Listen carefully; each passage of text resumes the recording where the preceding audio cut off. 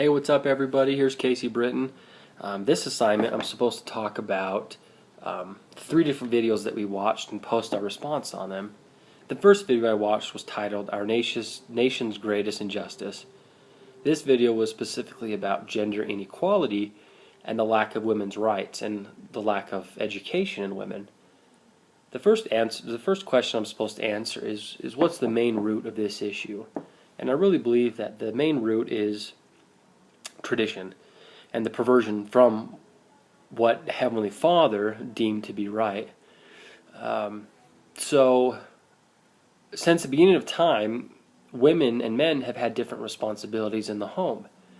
And in our faith, we know that a man isn't better than a woman, and a woman isn't better than a man. But together, that's what make up a marriage, and that's what a family is supposed to be built upon. But I think that what we're seeing in society today is the perversion of what our Heavenly Father intended. It's the complete manifestation that men are better than women, and that is not the fact. And that is what is being relayed to us in this video of our nation's greatest injustice. Let's see, the next video, or the next question we're supposed to ask ourselves is, where do these issues stem from? And I think that they stem from the fact that men think that women are inferior and less important than they are, when that's totally not the case. And any logical person would truly understand that. And I think that another place that these issues stem from is the lack of education. If you look at places that have the highest gap of gender inequality, it's going to be those developing worlds, those developing nations that aren't that educated, that they have a mass education problem. And I think that stems from it because, in this video we're told that there are more women getting PhDs than men. There are more women in management roles in the United States than there ever has been. And I think that's because the U.S. is progressing economically, technologically. I think that the standards of our education are increasing and different sorts. And then I need to move on to the last question for this video, is how do we solve these issues? Well, if education is a big contributor to the problem, then obviously a big contributor to the solution is teaching and is educating society how women are an asset to the family, they're an asset to a company, they're an asset to society. And as we educate society, and as we as developed nations help build up these developing nations, help build up their economy and their infrastructure through investments, or through whether it's outsourcing or macro loans and things like that. As that happens and their education increases, then I think that gap between gender inequality will slowly close, so we will hopefully, in a perfect world, reach gender equality. Now, I want to take just a little bit and talk about more of the eternal perspective on gender inequality. And I talked a little bit about it a few minutes ago, but I really think it's important to elaborate more on that. Most men in our LDS faith, we know that we know that women are better than men. I know personally that my wife, she is by far a better person than me. She is, I see her on a higher playing field than me. And our Heavenly Father, I think He really, like I said, we needed to start out, how we were supposed to start out is we're supposed to learn that men and women they're the same, they're whole when they're together. But when they consider themselves superior or inferior, that's when a lot of issues happen. and our Heavenly Father doesn't want that. So the next video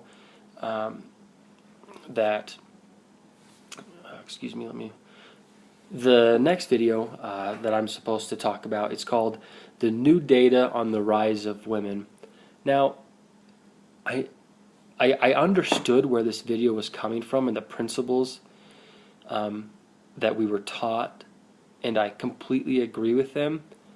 But my personal opinion on this video is I really felt like the speaker, she portrayed her points in a very sexist manner. My personal opinion. I still think that most of her principles were accurate and were correct, but she didn't give any sources. The data that she described, she didn't tell us what research that came from. It just seemed more like she was trying to bash women. That's my personal opinion. But that aside, the principles that she taught, I felt like I agreed with. She taught that women in education are rising, women at the job force are rising, women,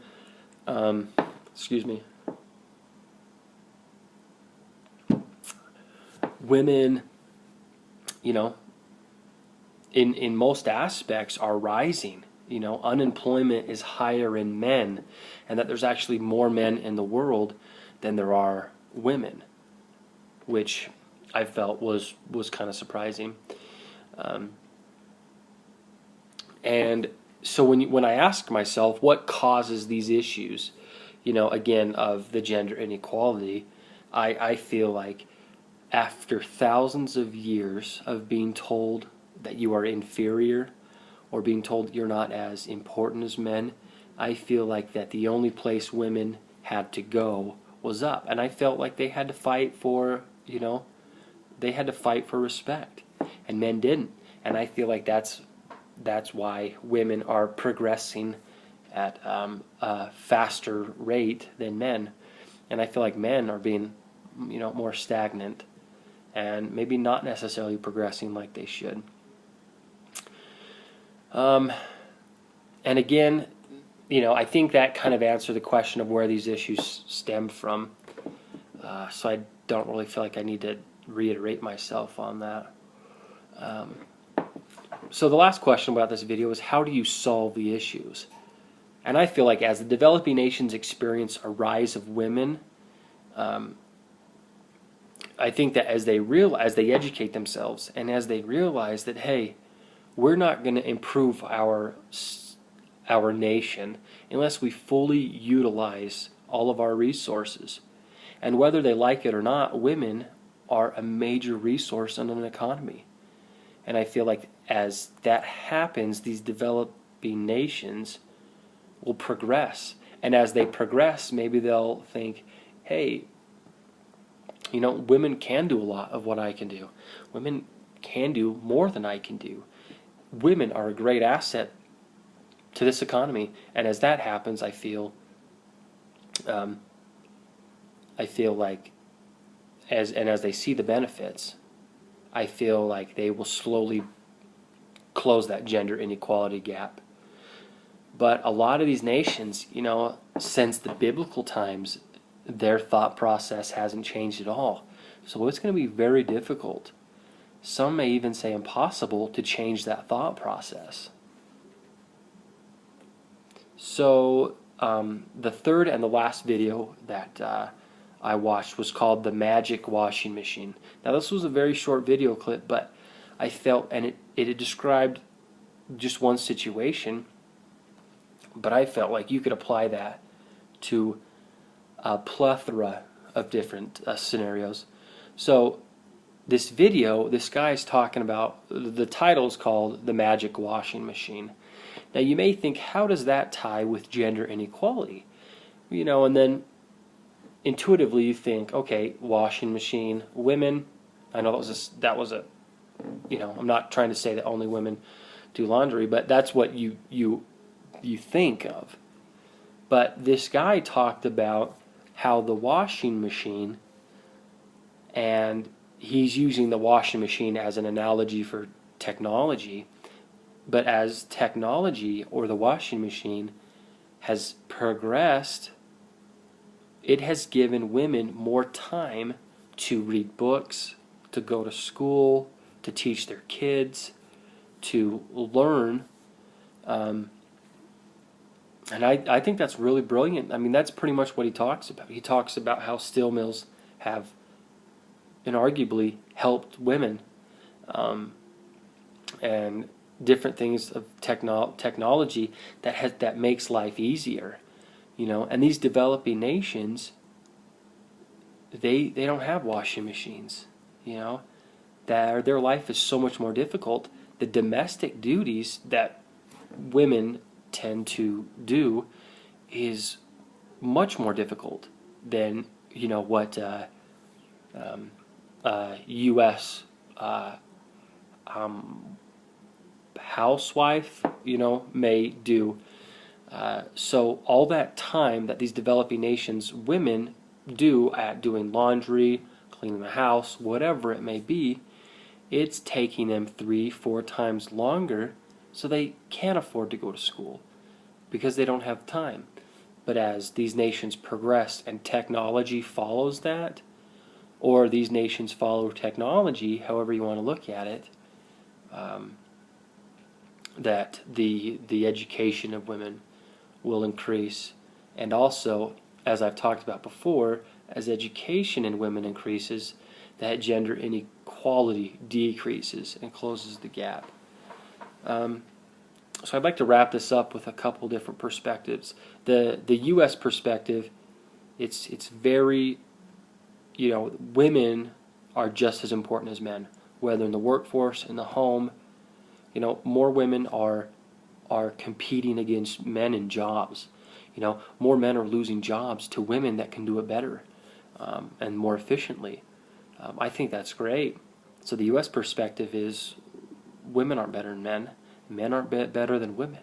And I think that's how it should be.